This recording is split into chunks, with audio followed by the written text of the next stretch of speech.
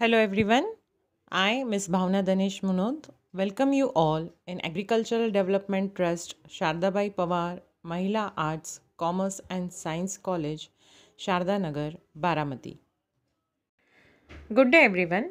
Last period we were studying about Taylor's theory of principles of scientific management. From there we studied 2 points.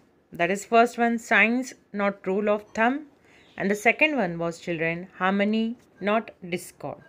Now we'll see the further points related to Taylor's theory of principles of management. So let us see the third point, children.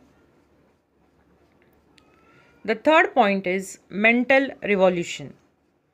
Now, mental revolution means what? That Taylor introduced this concept of mental revolution in principles of management. So, this concept was introduced to have a change in attitude of employees and management towards each other. Both should have the realization regarding equal importance in an organization. Means the employee and the boss, they should have an equal importance for themselves. So they should give full cooperation for achieving goal for any organization, and it will increase productivity and profit.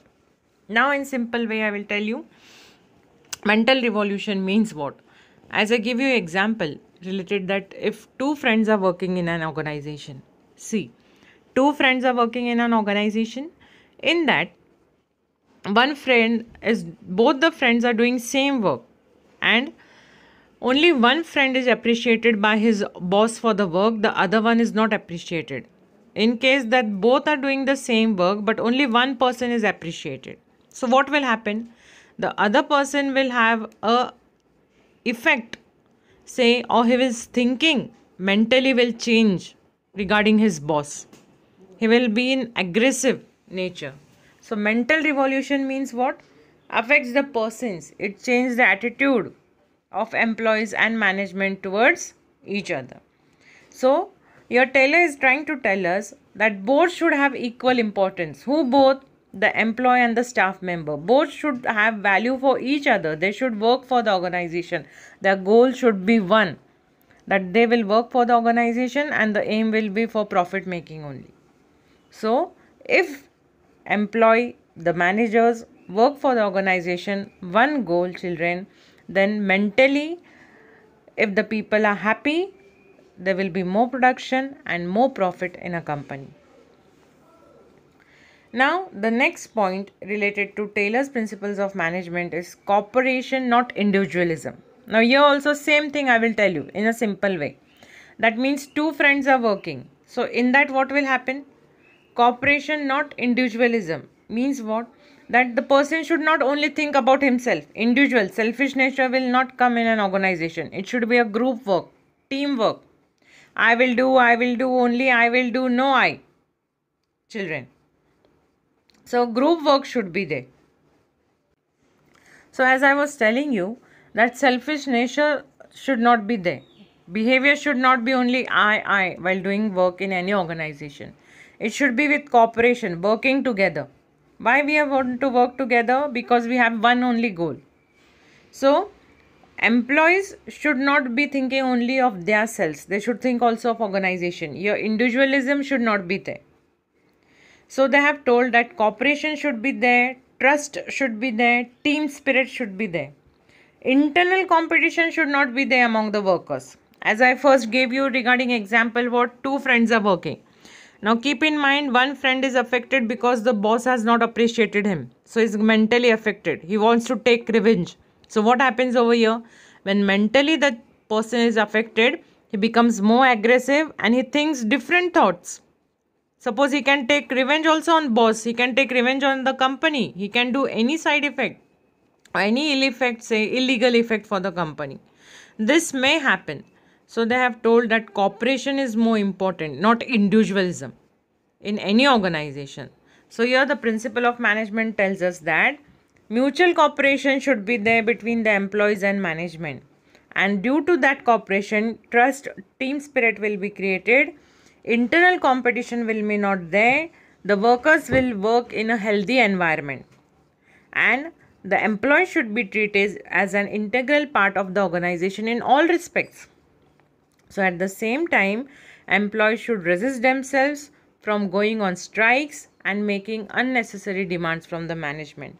So they should treat each other, they have told, as two pillars of organization, children. So what here they are telling, that each employee, staff member, manager should be treated equally. So all must be having equal importance. Whatever they are working in company, they should be treated equally.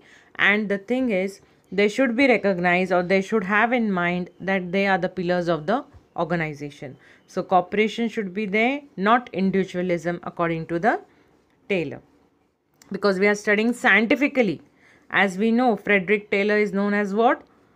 Father of scientific management. So scientifically, he is explaining us regarding how should be the principles of management. So the third is what? Mental revolution. Means mentally the employee should be happy, satisfied working in an organization. Then the fourth point he told us regarding there should be cooperation, not individualism. Now come to the fifth point, children, that is division of responsibility. Now here, division of responsibility, what it should be there, that proper division of work should be accompanied with division of responsibilities. Between whom? Between managers and employees. Major planning should be done by the top level management, middle level management, higher level management. So management authorities where employees are concentrating and executing the plans.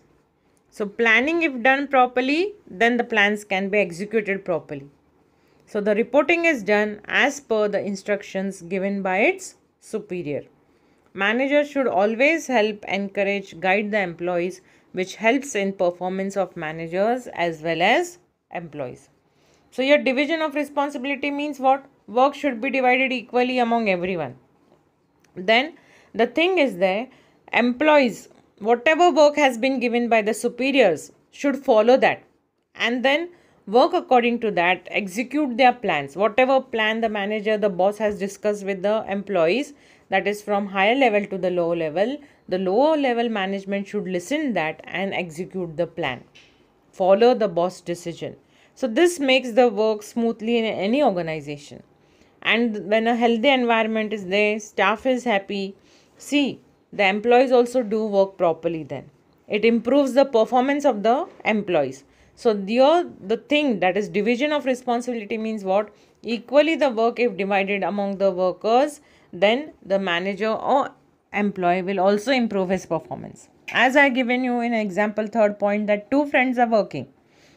Now as I told you, when both the friends are appreciated by the boss, both the friends are getting whatever rewards, say whatever salaries they equal same, see, then there will be no grudge between both the friends, and they will improve their performance in an organization, that how I can do more work effectively, because the boss is appreciating or the manager is appreciating both the friends, not only one. So this will improve the performance of the company when both the friends are happy in their work, children. Then we come to the sixth point, that is development of employer and employees for greater efficiency and maximum prosperity. Now both employer and employees, means boss and manager, or say manager, boss and this thing, workers. So employer and employees. All this what? They are working for development of employer and employees. Why? For greater efficiency. Efficiency where? In production. So when production increases, prosperity, profit increases, and profit increases, prosperity of the company increases. So best performance of any organization always depends on the skills and capabilities of the employees. So providing training and development programs to the employees whenever it is required. So it affects the profitability of the organization. Each employee should be given proper opportunity to achieve, or say to have greater efficiency and maximum prosperity. So the sixth point regarding Taylor's scientific principles of management is telling that best performance of any organization depends upon the skills and capabilities of the employers. So employees to a great extent means in any organization which is having profit, say that profit, for example, is appreciated by all the employees because everyone has contributed. For example, if I tell you practical example nowadays, Serum Institute, if you take children, Serum Institute, not only the boss has been recognized, but for that vaccination, say each of the employee of that particular company, of that particular institute has contributed for their work. They have given their best. Each employee's contribution is there. That's why the vaccination, their hard work, their results have benefited, and that organization has become now what? Popular among the world. Serum Institute. Why? Each employee has given their best performance. Each employee is doing their best, greater extent. So each employee with their skills, capabilities have improved, have done hard work and introduced that vaccine. So what is happening now? Serum Institute has been recognized. His reputation, goodwill has been recognized. Also that particular company is in prosperity, in profit. So just a simple example I gave you. So here they have told that development of employer and employees is for what? For greater efficiency and to achieve maximum prosperity. So best performance of any organization always depends on skills, capabilities of its employees, and that also greater extent means major contribution is of employees only in any company. So for that, if the organization requires to give them training, to provide training, to have any development plans, programs, they should do. Employees, whenever it is required, give them training. So what it affects? Profitability of the organization, and each employee should be given proper opportunity according to their skills, talents. The boss should know which employee will perform best way. So according to that, the boss should give the opportunity, proper opportunity, and remove best results from the employee. That is called as to attain greater efficiency and maximum prosperity, children. So these were what we studied. So these were the 6 principles of Taylor's. We studied still now related to scientific management. So we studied about Henry Fayol's principles of management, theories of management we studied, and we studied also Frederick Taylor's principles of management. That is also in a scientific way. Now come to our next point in our chapter, that is techniques of scientific management. Now what are the techniques? What techniques we should use scientifically in management process? So the first technique, children, we will see one by one. That is, the first one is scientific management related to that work study. That means before assigning the work to the available workforce, proper work study should be done by the management. Work study consists of an organized, systematic and critical assessment of various activities. So work study is based on time study, motion study, method study and fatigue study, children. See, now we are studying what? Our next point in chapter, that is what? Techniques of scientific management, how to use. In that the first part is work study.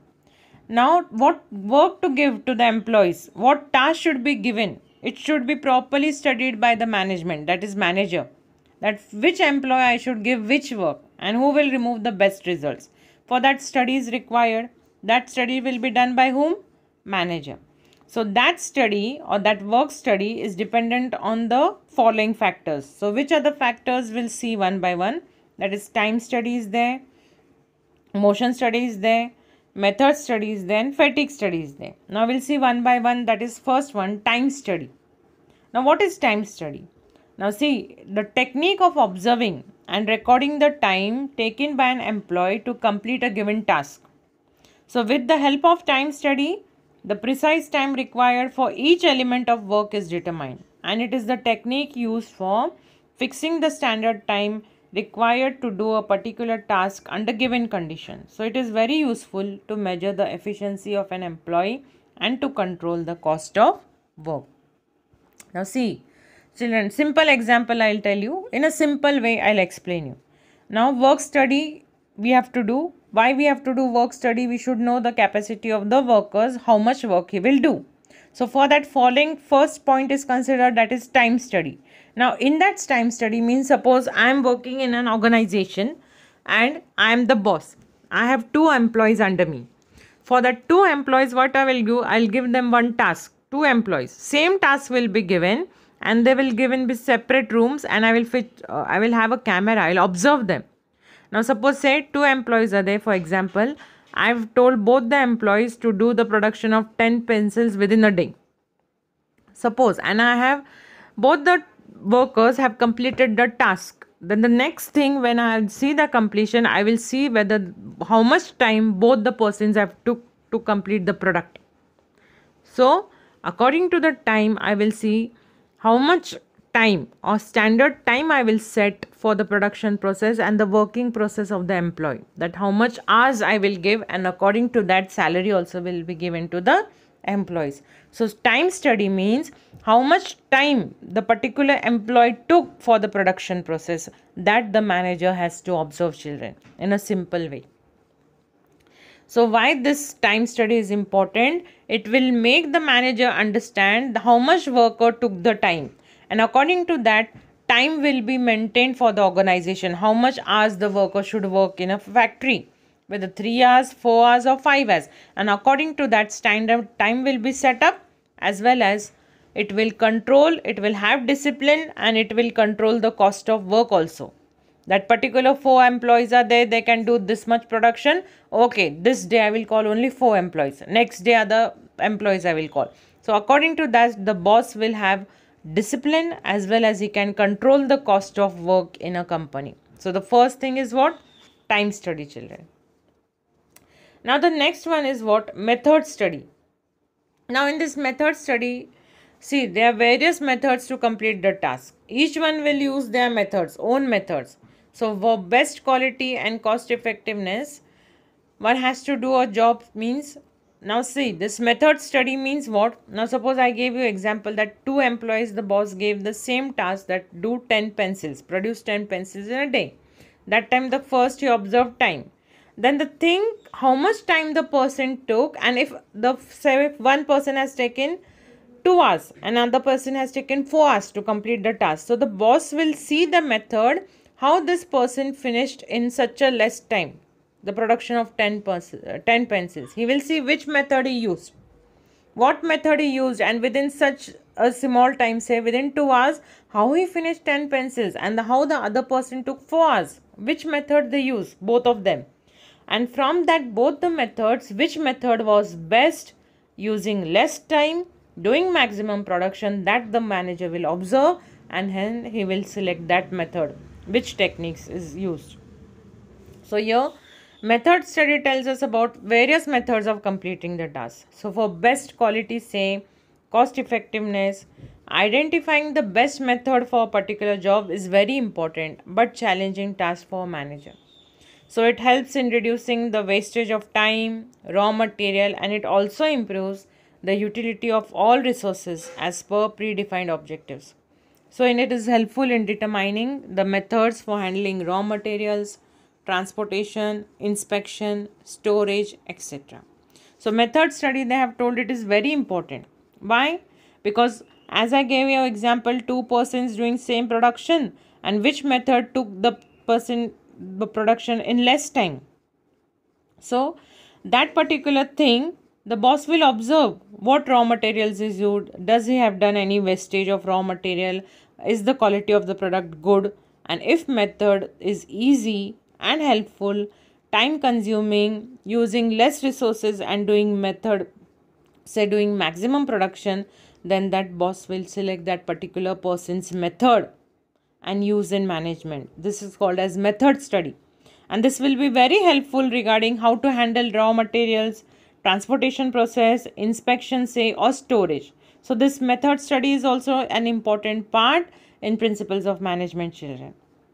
Say to study the techniques also, which techniques we will use.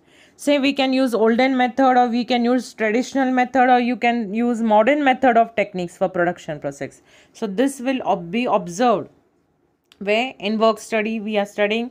In that 2 types we studied, time study and method study. Now we'll come to know what is motion study, children. Now come to the C part. See, in work study, the C part is what? Motion study. Now see, the study of required motion means what? Movement and employee as well as machine while completing a particular task is very important. So it is helpful in eliminating unnecessary motions and finding the best method of doing a particular job. It also helps in improving the efficiency of an employee. So motion techniques is used to know whether some elements of job can be eliminated or their sequence can be changed for the smooth flow of task. See children, what we are studying now? Third part, that is motion study. Now motion study means what? See, the task or employees are there. If for production process, the employee have to continuously shift from one room to another room to third room. Means 3 rooms are there particular organization, and the first employee is shifting every time for the production process. Moving. Motion means what? Moving from one place to another. So if the employee is taking time only from moving from one room to another room to third room, that means what? Wastage of time is there. So here the manager will see that the employees don't move continuously from one place to another place. He will see that particular machines and particular task is given to that employee, and he will be there in that room only for production process. Because shifting in one place to another place, it will create chaos also, and it will be wastage of time also. So the third part is what? Motion study means what? Unnecessary to move from one place to another should not be there, even for man as well as machine. Machine also are heavy in weight. We cannot every time shift machine from one room to another. So the manager should see that whatever machines are there or employees there, that workplace should be fixed for him. He should not unnecessarily move. Motion means what? Move from one place to another. That is the, say, task what the manager has to see while giving the work or dividing the work among the employees.